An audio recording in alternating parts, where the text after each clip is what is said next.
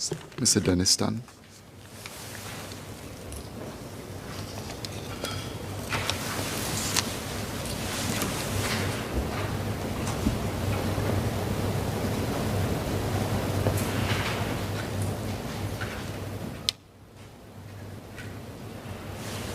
Thank you, Mr. Speaker, sir. The Road Traffic Amendment Bill is introducing, among other things, the requirement of a competency test certificate for a rider to ride only a road-only power-assisted bicycle, PAB.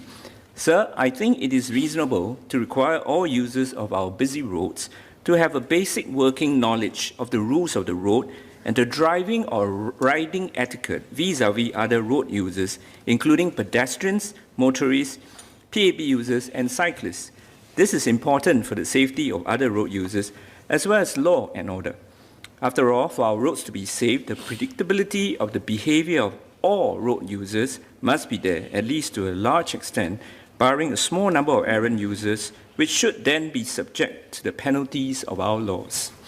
Some people have cited the cost of requiring certification as a cause of concern.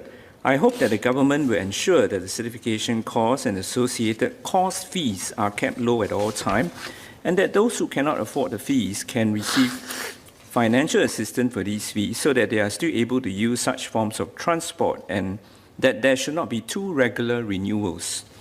The behavior of many PAB users and indeed cyclists on the road seem to imply that many riders either do not know the law or chose to disregard the law. For example, riders speeding red lights or riding against the traffic. Mr. Speaker, sir, I also read from recent media reports that the government has asked the Active Mobility Advisory Panel to study whether to require registration of bicycles or licensing of cyclists, including considering the possibility of requiring cyclists to take a theory test if they wish to ride on the roads. At first glance, this may not be a bad idea, though it will not be popular with some riders.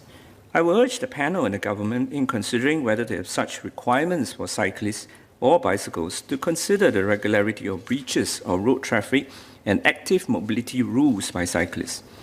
Ask ourselves whether we see such acts on an almost everyday or regular basis. Beating red lights, cycling against traffic, cycling without helmets when on roads, not keeping on the left lane.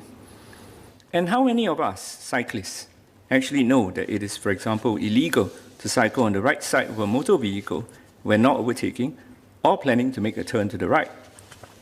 We see frequent social media postings on some of these acts, and even a small number of cyclists challenging riders or pedestrians when they were reminded. Where there is consistent taking of liberties by cyclists, this factor should be taken into consideration, for it reflects prevailing riding culture. The lack of respect for the law and consideration for other road or footpath users, not to mention the occasional road rage, in turn tarnish what many other road users think generally of cyclists and will breed a lack of respect for cyclists. It does not help us cyclists in getting more respect and space for motorists on the road and even from pedestrians. Mr. Speaker, sir, I first brought up the issue of riding culture in my speech at the debate of the Active Mobility Bill in early 2017. I said that despite riding in East Coast Park since I was young, I had in later years avoided cycling there because it has become unsafe. I said that cyclists do not always obey the direction signs or keep a proper lookout for pedestrians or other cyclists. Many pedestrians walk on or across the cycling path without caring for the safety of cyclists. Many cyclists cycle on the footpath. And I said that I have seen accidents in the park over the years. Accidents that can be avoided if we had the right cycling culture. And I also said that the cycling culture in East Coast Park reflects the cycling culture nationally. I also said that to improve our cycling culture, the government must have the political will to do so. I then reflected that around 10 years before that, I remember there was at one time a flurry of complaints in the newspapers about non-enforcement against errant cyclists. Cyclists cycling on the wrong side of the road or beating red lights were already common occurrences then. I remember once the authorities replied to say that they had inadequate resources to address the problem. I say in my speech then that we missed a great opportunity to solve the problem back then, in the mid-2000s. In those days, the only people who seemed to have broken the law were elderly cyclists. But after that, there was a huge influx of foreign workers, and this meant a huge increase in the number of people using bicycles, and many also followed the cycling culture, ignored the road safety rules because of lax enforcement. And then from the late 2000s, with the increase in white-collar foreign labour, we also saw many taking up recreational road cycling at the same time as many Singaporeans did. This was before e-bikes and e-scooters became popular. Mr. Speaker, sir, regrettably, previous governments had over the years failed to invest sufficiently to improve on our riding culture. So do we now think that we need to improve our riding culture, or do we think it is merely only a small number of cyclists who flaunt the law, and that we do not need to improve our riding culture? May I suggest that we should do more now? The number of recreational cyclists and e-bikes have continued to increase. The government is building the much talked about extended cycling network. In recent times, the government has also talked about looking at having more dedicated cycling lanes, which are non-shared footpaths, and are looking at cycling lanes on selected roads. But having more cycling lanes will not remove any existing cultural baggage. Riders, when left alone in such lanes, still need to be considerate, keep left, use the correct lights at night, which, by the way, many cyclists are not using them and there is inadequate enforcement. Many people are still not happy with sharing the use of footpath with cyclists, and in my view, this stems from the issues of riding culture too. And I've spoken on this in this area previously. In recent years, the government has had to deal with usage problems with our e-bikes and e-scooters, primarily stemming from a poor riding culture. It has been told to me in Parliament previously that the extended cycling network will not connect to the HDB blocks directly, and there will still be a connection via footpaths. So how do we ensure that PMD and PAB users will always dismount consistently and take a walk to the HDB block they are heading towards? This was part of the problem leading to their ban from footpaths eventually.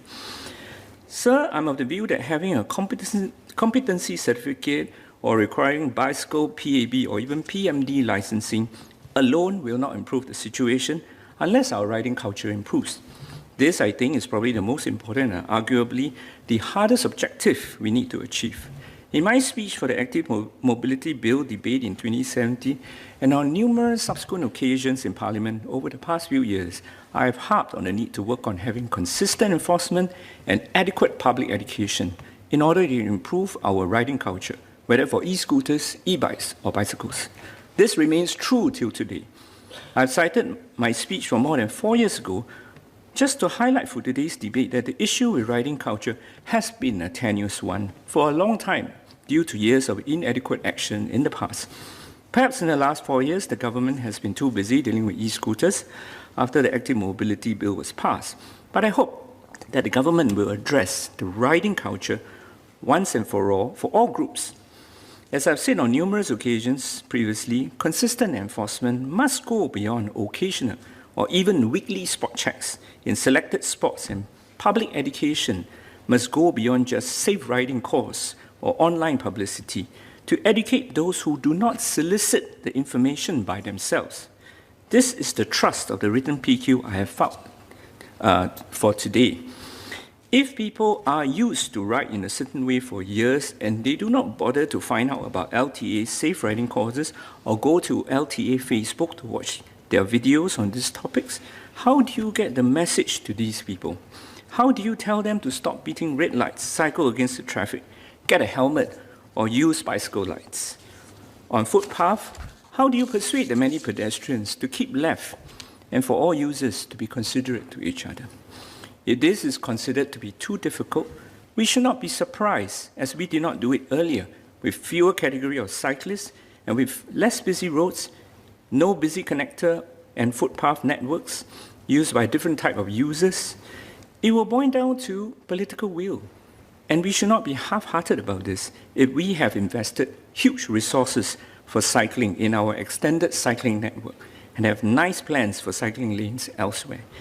If we intend to take cycling and other forms of active mobility seriously, and if we still believe in active mobility for last-mile connectivity, and if LTA still harbour any wish for e-scooters to make a return as a choice transport for last-mile connectivity, we better get our riding culture right now. Thank you.